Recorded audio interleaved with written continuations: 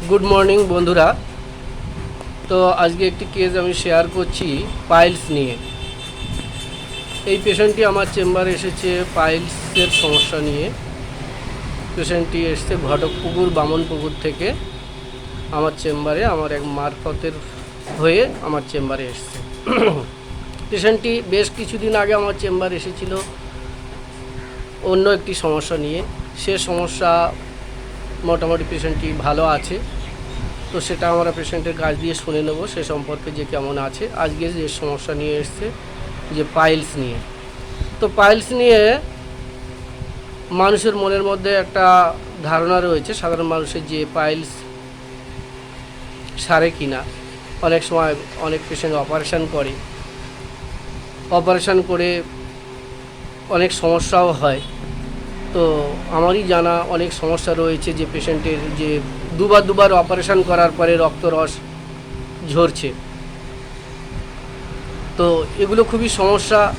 Operation করলে সেই জায়গা থেকে পুনরায় আর সেটা সারানো সম্ভব হয় না এবং ক্যান্সার হয়ে যাওয়ার ভয় থাকে, ক্যান্সার হয়ে যেতে পারে। তাই আমরা সাধারণ মানুষকে বা যে সমস্ত পেশেন্ট আসে তাদেরকে জানাই বা তাদেরকে সচেতন করার চেষ্টা করি যে যাতে তারা অপারেশনে না যায়, অপারেশন না করে, তাহলে তারা ক্যান্সারের ঝুঁকি থেকে বাঁচতে পারে, ক্যান্সার হওয়ার হাত থেকে তারা বাঁচতে পারে। কারণ ক্যান্সারের মতো মারণ ব্যাধি সারানো খুবই মুশকিল হয়ে যায়। তো ক্যান্সার হওয়ার আগে বা এই সমস্ত পেশেন্ট যদি আমাদের কাছে আসে বা আমাদের চেম্বারে আসে, তাহলে আমরা হোমিওপ্যাথির ম্যাজিক ও হোমিওপ্যাথির মাধ্যমে আমরা রোগ নিরাময় করার চেষ্টা করি এবং রোগ নিরাময় করি। এইভাবে বহু পেশেন্টকে রিলিফ দিয়েছি বা বহু পেশেন্টকে ভালো রাখতে পেরেছি, বহু পেশেন্ট ভালো আছে।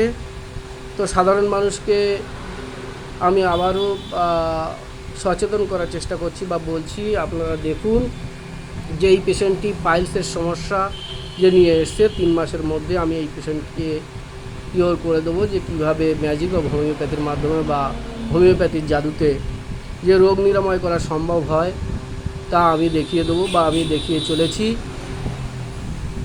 তো বন্ধুরা, সব সময় ভিডিও করা সম্ভব হয় না, সব পেশেন্টের ভিডিও করাও সম্ভব হয় না। সমস্ত পেশেন্ট তারা মুখ দেখাতে চায় না। অনেক শিক্ষক শিক্ষিকা বা সচেতন মানুষ, শিক্ষিত মানুষ যারা আছে সবাই তারা মুখ দেখাতে চান না। অনেক রকম তাদের সমস্যা থাকে।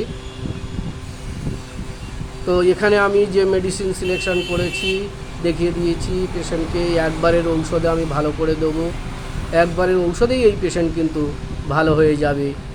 তো পরবর্তীকালে কিন্তু এই পেশেন্টের আবার ভিডিওর মাধ্যমে এই কেস দেখাবো যে এর সাকসেস বা সফলতা যে আসে কিনা বা এই পেশেন্টের মুখ দিয়ে শুনে নেব। তো এই পেশেন্টের যে সমস্যা ইম্পর্টেন্সি ছিল বেশ 1 বছর আগে, তো তখন আমি ঔষধ দিয়েছিলাম, মানে পেশেন্টটি বাইরে ছিল, বাইরে কাজ করে, কর্মসূত্র বাইরে এদের। তো আমি ঔষধ পাঠিয়েছিলাম, তাতেই পেশেন্ট ভালো আছে। তো পেশেন্টের মুখ দিয়ে শুনে নেব যে সে কতটা ভালো আছে, সে তার যে সমস্যা ছিল। আচ্ছা দীপঙ্কর বাবু, বলো যে প্রথমে বলো তুমি কোথা থেকে এসছো, তোমার পরিচয়টা একটু দাও। নমস্কার বন্ধুরা, আমি দীপঙ্কর প্রধান। আমার বাড়ি উত্তর 24 পরগনার হারোয়া থানার মাঝের পাড়া অন্তর্গত আমি বসবাস করি বা বিলং করি। আমি কয়েক বছর আগে আমি কাজের মারফত দিল্লি গিয়ে ওখানে কাজ করতাম। তো আমার ওখানে গরমের কারণে হোক বা অন্য কোনো কারণের মধ্যে দিয়ে আমার একটা শারীরিক প্রবলেম হয়ে গিয়েছিল, যার জন্য আমি ডাক্তারবাবুকে আমার ওখান থেকে একজনের মারফতে নম্বর এবং করে যোগাযোগ করি। যোগাযোগ করার ফলে ডাক্তারবাবুর কাছ থেকে আমি সুপরামর্শ নিয়ে ডাক্তারবাবু এখান থেকে আমাকে অনলাইনে প্রেসক্রিপ্ট করে দিয়েছে। প্রেসক্রিপ্ট করার পরে আমি ওখান থেকে মেডিসিন নিয়ে খেয়ে আমি মোটামুটি 1 মাসের মধ্যে আমার সেই রোগটা নির্মূল হয়।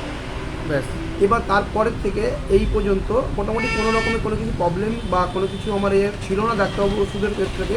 এবং এই যে আমার যে সমস্যাটা হয়েছে, এই সমস্যাটা আশা করি আমি ডাক্তারবাবুর কাছ থেকে আমি নির্মূল পাবো, সেই আশা আমি রাখছি। ধন্যবাদ। তো আমরা পরবর্তীকালে আবার এই কেস দেখাবো।